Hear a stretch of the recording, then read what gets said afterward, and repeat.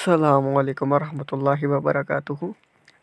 Welcome to our YouTube channel एक्सटेंसेड 55। तो आज हम जिस चीज़ की बात करेंगे या जिस हम टॉपिक पे बात करेंगे या जिस हम मुद्दे को खोलेंगे वो है ईरान की कॉन्फ्लिक्ट्स या ईरान में जो प्रोटेस्ट हो रहे हैं वो किस वजह से हो रहे हैं, क्या उनकी एफिशिएंसीज है और क्या वजूहत है जिसकी वजह से वो ये सब कर रहे हैं और उसका बैकग्राउंड क्या चीज़ है कि क्या हिसाब किताब है उसका, कौन उसको प्रोटेस्टर्स को सपोर्ट कर रहा है, ठीक है। और खुमैनी के अगेंस्ट जो प्रोटेस्ट हो रहा है उसकी बड़ी उसके बाद फ्यूचर में क्या होगा।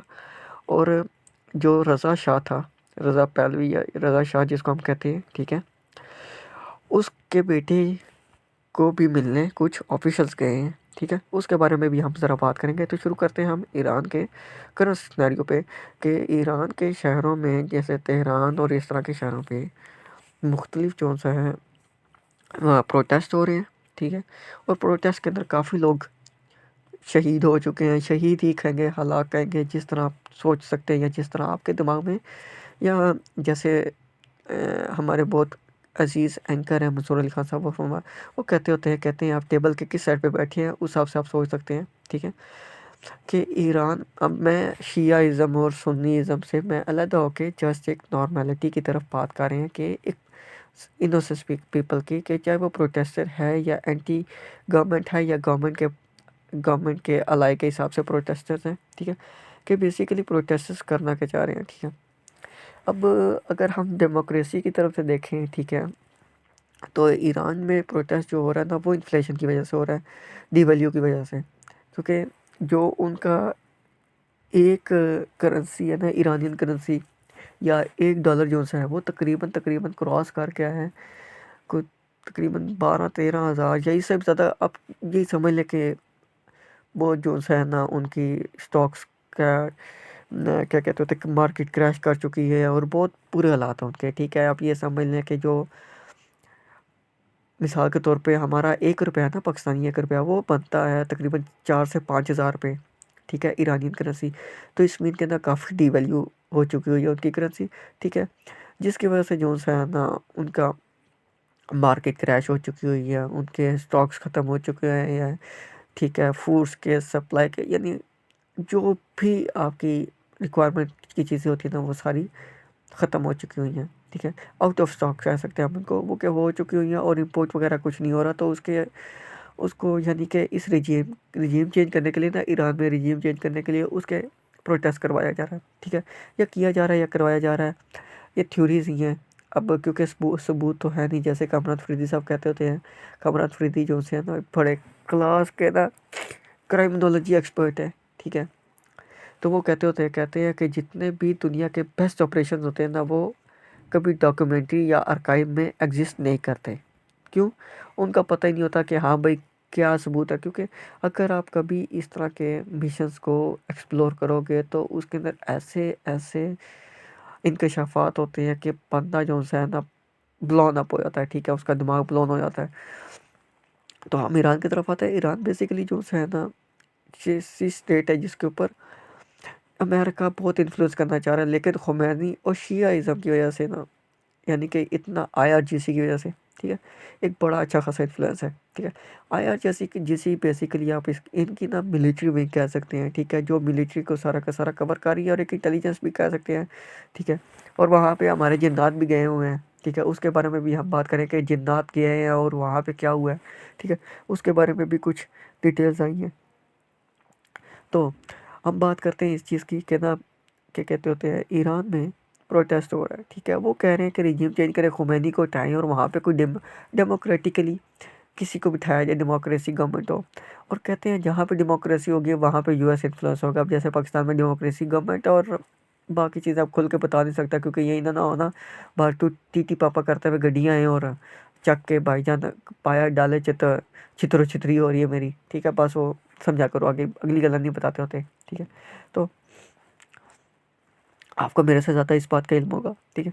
तो ईरान में बेसिकली वो चाह रहे हैं कि ना अमेरिकन इन्फ्लुएंस हो, क्योंकि ईरान बेसिकली ऐसी स्टेट बची है, ये क्या कह सकते हैं, मिडिल ईस्ट के अंदर से, ठीक है, एक ऐसी कंट्री बची है जिसके ऊपर यूएस का इन्फ्लुएंस उस हिसाब का नहीं है जिस तरह बाकियों पे है, जैसे Saudia, Qatar, Bahrain, Oman, Syria, Lebanon, ठीक है, और इराक की तरफ, ठीक है।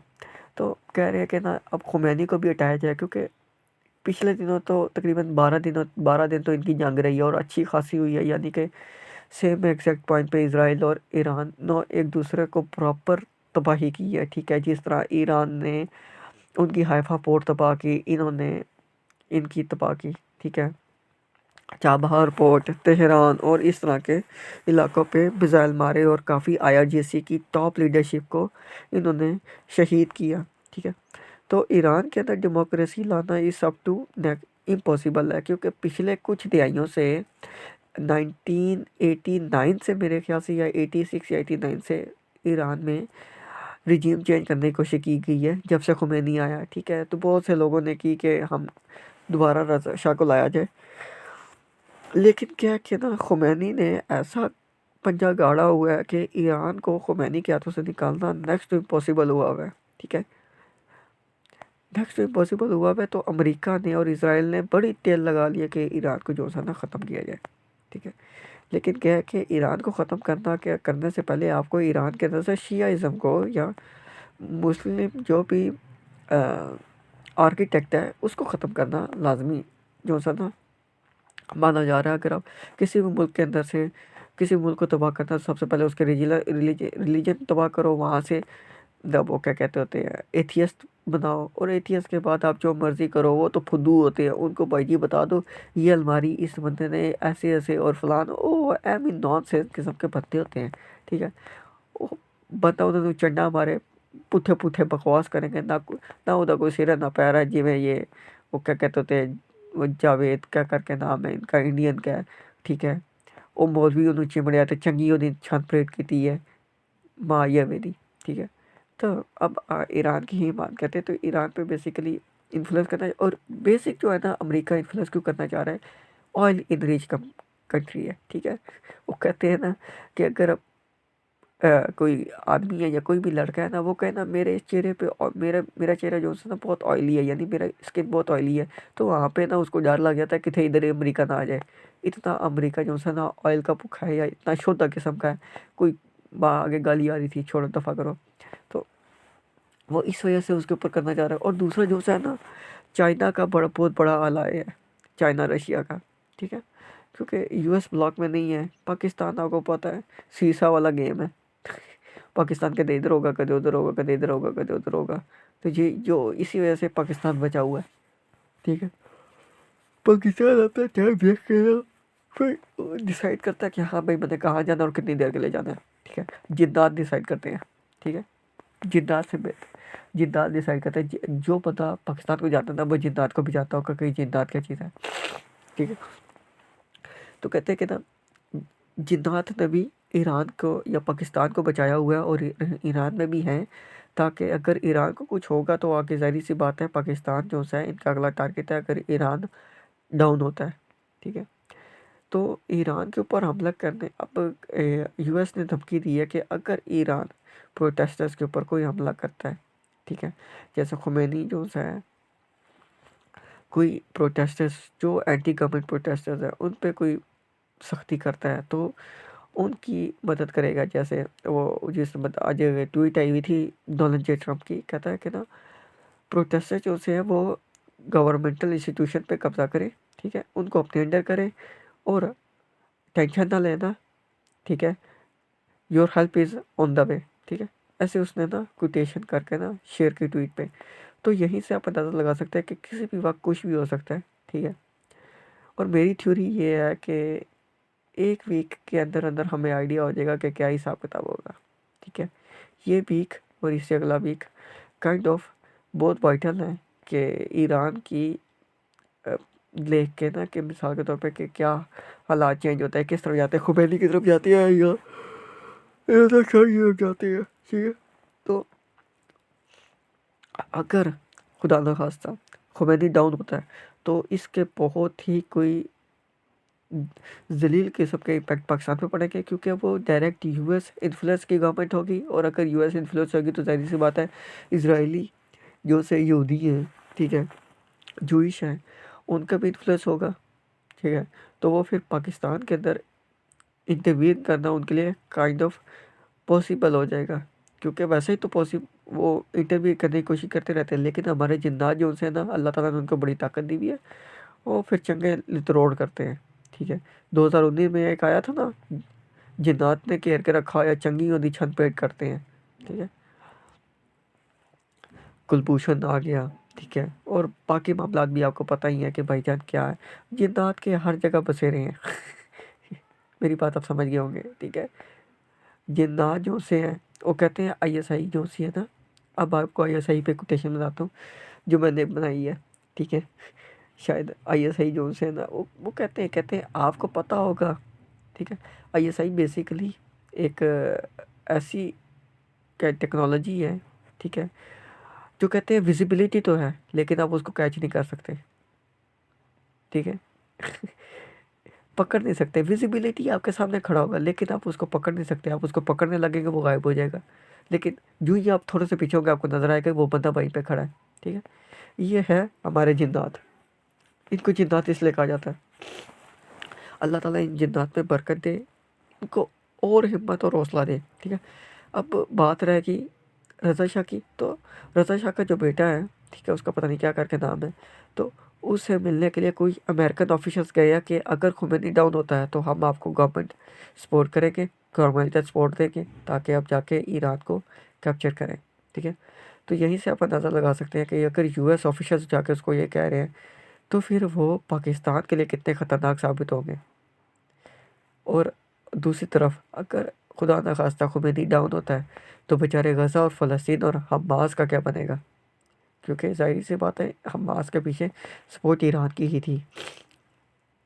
ठीक है, तो ये बड़े मामलात डाउन ग्रेड हुए हुए हैं। ठीक है, और बड़े ही क्लासिकल कॉन्फ्लिक्ट्स हैं। और क्योंकि इस रीजन में अफ़गानिस्तान जो सा है वो भी इंडियन फोर्स में जा चुका हुआ है, इंडियन ब्लॉक में, यानी कि यूएस ब्लॉक में जा चुका हुआ है। ठीक है, और अगर ईरान भी चला जाता है तो पाकिस्तान के लिए इंडिया, ईरान, अफगानिस्तान तीनों से एक ही टाइम पे क्या कहते होते फेस करना बहुत मुश्किल हो जाएगा। फिर जिन्नात के लिए थोड़ा सा इशू होगा, थोड़ा सा माइनर सा इशू होगा कि वैसे जिन्नात किसी का भार, वो पंजाबी में कहते हैं ना, सानू केड़ा किसी का भार है। ठीक है, तो जिन्नात भी यही कहते हैं कि हमें किसी का कोई भार नहीं है। ठीक है, लेकिन यह कि थोड़ा सा मुश्किल हो जाएगा। तो अब उम्मीद ये करते हैं कि ना अल्लाह ताला ईरान को बरकरार रखे, चाहे शिया है जो भी है, हमें उनके मज़हब या अकायद से लेना देना कोई नहीं है, लेकिन ये कि एक हमारे पास सपोर्ट है, मुस्लिम सपोर्ट है। ठीक है, अब वो सेकुलर अगर हो गया, ठीक है, खुमैनी रजीम से पहले जो ईरान के हालात थे वो आपने देखे ही हुए हैं। ईरान और यूरोपियन स्टेट्स में कोई फ़र्क नहीं था। ठीक है, तो आप तो यही चाहते हैं कि वहाँ पे चीज़ें बराबर रहें। ठीक है, हमारे मौला के मुबारक जगह है ईरान। ठीक है, तो हमारा तो बड़ा दिल करता है कि जाए, लेकिन अब अल्लाह ताला ईरान के मामला ठीक करे। ठीक है, और ताकि और उसकी वजह से पाकिस्तान के मामला ठीक रहेंगे।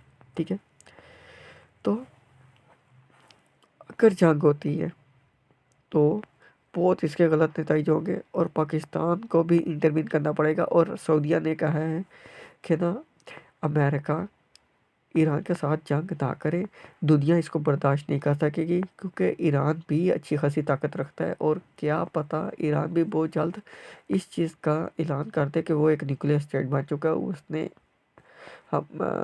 हमले कर दिए हुए, न्यूक्लियर टेस्ट कर दिए हुए। उम्मीद करते हैं दुनिया अमन की तरफ जाएगी, जंग की तरफ ना जाए। लेकिन नबी करीम सल्लल्लाहु अलैहि वसल्लम की हदीस है कि दुनिया का एक तरफ जंग भी होगा। ठीक है, तो ये जंग जो सी अब क्या पता कितने सालों के बाद होगी, अभी होती है, कब होती है, अगली नस्ल पे होती है या 100 नस्लों के बाद होती है, कोई आइडिया नहीं। ठीक है, तो हम बस यही कहेंगे कि आने वाली नस्लें अमन में रहें। अल्लाह हाफिज़।